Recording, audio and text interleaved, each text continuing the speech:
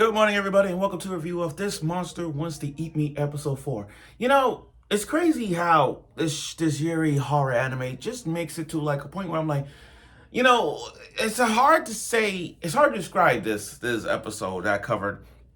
It's hard to say this episode I was gonna cover, but looking at it, I'm like, dude, what the fuck did I just watch? You know, cliffhangers are meant to be like ecstatic, can't wait for the next episode. You want to see some blood, maybe some confessions. It's like, you know how like in anime it's like there's a cliffhanger with a confession or a huge twist, and you think to yourself, oh my god, what a cliffhanger. And in this case, what a freaking cliffhanger. Not just one from last week, another cliffhanger. Two dramatic cliffhangers, one of which belongs to Miko. Now here's the thing though. Here's the thing about Miko. Oh my god, what a twist. What a freaking twist. There are so many things, there's so many questions I need to know. Because with a twist like that, with a twist like this, I am now into this series right now. And again, this is gonna be one of those underrated Yuris that's still in the Yuri vault. It's still under the Yuri vault because people look at this show and it's like, this is not Yuri, this is more of a horror. And I get it with all this yokai and all that stuff and so many things going on in this. You ask yourself, how can this be a Yuri anime? It kind of is. Because you got two girls here that's fighting for Honako's love. And I'm still questioning on Miko's love. Because, again, first time I saw Miko was Hinako's only best friend. The only friend who's been watching her since. They've been knowing each other since. And I said to myself, okay, Miko's just a normal girl. I'm just curious, like, is she gonna be eaten and all that stuff? But damn it, after last night watching this episode, and I woke up this morning thinking about what to say, dude, I can't hold it out. I gotta talk about it. So without further ado, let's get right to it. This Monster Wants to Eat Me, episode 4. Okay, so last week was a cliffhanger, and I said last week, Miko must have seen some things or something because there's no way in hell she saw this. So they was questioning about Miko. You know, Miko's all gullible, nice, and everything, but Miko and Shiori had this love rivalry. Like they love rivalry for Hinako goes back to like the first when Miko made her debut, and then it's just gotta like it's like the yandere and then the yandere and Shiori just went like black, like clashing off. That now happened last week where Shiori killed a yokai, and then Miko saw it, and I said to myself, oh my god, is she like, is her parents this and that? Like, what's going on? So Miko's calling out Shiori, saying, you better not hurt Hinako. You better not, I will kill you, all that stuff. But then Shiori brought up something like I didn't realize. This one thing I didn't know. Go back last week's episode when they said normal people can't see yokai blood. So when Miko saw Shiori killing yokai, she sees the blood. I'm thinking to myself, no way. It's like, is she, how do I put this? Is she like her half human, half yokai, or she's just her parents was medium, spirit mediums, or something like that? I don't know. There was just so many things I couldn't understand. I just didn't know. And everyone just to pretend and Hinako pretend like nothing happens. So Shiori went to some digging on Miko's profile. And what we found was a twist unlike any other twist in this episode. Look, I'm just gonna go on a limb here. See, this is why I like shows like this.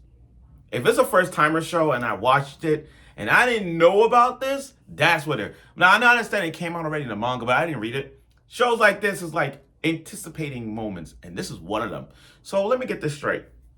Shiori looked up Miko's profile in the school book, and what we found shocked the shit out of me. You ever felt like you know your best friend for years, but your best friend never told you anything about where she was born, what's her birthday, what's her parents like, have you ever been to her house? What kind of friend best friend that you have, and you never been to that best friend's house or met that best friend parents or anything like that. You don't know. Like, yeah, you've been best friends with this person for years, but have you ever been to that person's house, been to their hobbies, been to all that stuff? You've never done all of that. So it's kind of a question like, when did that happen? When did it happen? So here's the twist. Miko's profile is completely blank. She used a spell to erase all of it, the bio and all that stuff. You never been, and it's like Hinako brought it, and then Hinako brought it up. It's like, wait a minute. I've been with her for years, but I know nothing about her. You've been her best friend for years and you don't know nothing. Not one trait about Miko. Exactly where she was born or anything like that, where she came from, or anything, her parents or friends. Not one. That's what a best friend must hang out with your, best friends hang out with their besties, you know, all this. But also get to know them. And for Hinako not knowing what Miko is, that's kind of like, but everything is blank. Everything, her profile is completely blank. Blank, like scratched off black highlighter pen. That's how it is. With a black Sharpie, everything is just completely blank. The name, even the name got erased because that's not really her name. That's kind of like a fucked up situation. And talk about a twist. So when Hinako was a little girl, she lost her parents and her brother. And then this whole Miko came out and she said, I will protect you. I will protect you no matter what. And it turns, this is a twist. Turns out Miko was a yokai all along. So basically, for years after Hinako lost her parents and her brother, Miko has been siding with her since day one, ever since the incident. She's been protecting Hinako since.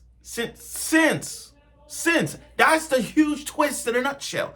The fact that Miko has been watching Hinako for years, it's like, are you telling me that all this time she's a yokai at 1,000+ years old? Because there's no freaking way that she'll be the same age. So it's basically like she used her yokai ability to make her look like from like where they were to now. And talk about a cliffhanger. Miko transformed into the nine-tailed fox. I'm sorry, I have to say it. But the fact that she transformed into a yokai, she ain't playing. Talk about a cliffhanger. Talk about a freaking cliffhanger. The fact that, and the thing is, I don't know if Miko wants to eat Hinako up. I don't know. Yeah, Shiori wants to eat Hinako. That was the plan.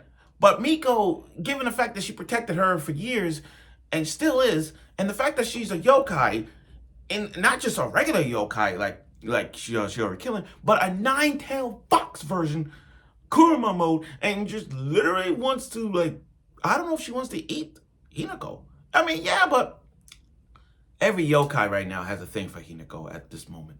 Now you got two girls who wants to eat Hinako. I don't know what. I understand Shiori. Miko, I don't know. I mean, yeah, that's the best friend, but I gotta see where this goes. I don't even know. No. Now, the ending. Okay, let me say this. Props for that animation, Pharaoh's Eye animation. That animation, that animation by Pharaoh's AI. I mean, that was a good animation. That good quality animation. But again, Miko, the ending was so cheerful. They had that Miko personality, and that's kind of funny. That was funny to show us that. Also, I do applaud that. Oh yeah, and speaking of the ending of that, when they show on Miko, there was like a creature at the end with a mascot. That mascot popped out of nowhere. I forgot what timing that was, but that mascot just popped up out of nowhere. But it was all just endings of Miko being gullible, nice, and all that. I don't know. But I also do like, and it's like we went from like a cliffhanger to like Miko and Hinako cooking, like, helping her cook and all that stuff, how they met. It was one of those. I'm like, wait a minute. We went from a crazy ass cliffhanger revealing to this. That's it went from like cliffhanger to like a good ending. I'm like, oh my god, what a way to start this. But overall, though, this episode was pretty good. This episode, actually not pretty good. It was great because it's like first time watching this, I had no idea that Miko is a yokai, and the fact that from the beginning, I always said that's her best friend, the only human friend. But now that she's a yokai, it's like, damn, Hinako cannot take a break. She has no, she doesn't even have a human friend. She only got two yokais right now. I'm like a mermaid and a nine-tailed fox. Now I'm trying to see where this goes. I don't know, but damn, this is really getting good. I want to know, what if Shiori and Miko fight next week? I don't know. I kind of want to see that. Or maybe Hinako probably have something up her sleeve. We don't know. But we'll see where this goes. So, thank you for watching my review of this show. I look forward for next week's episode of it, and I'm sure you will.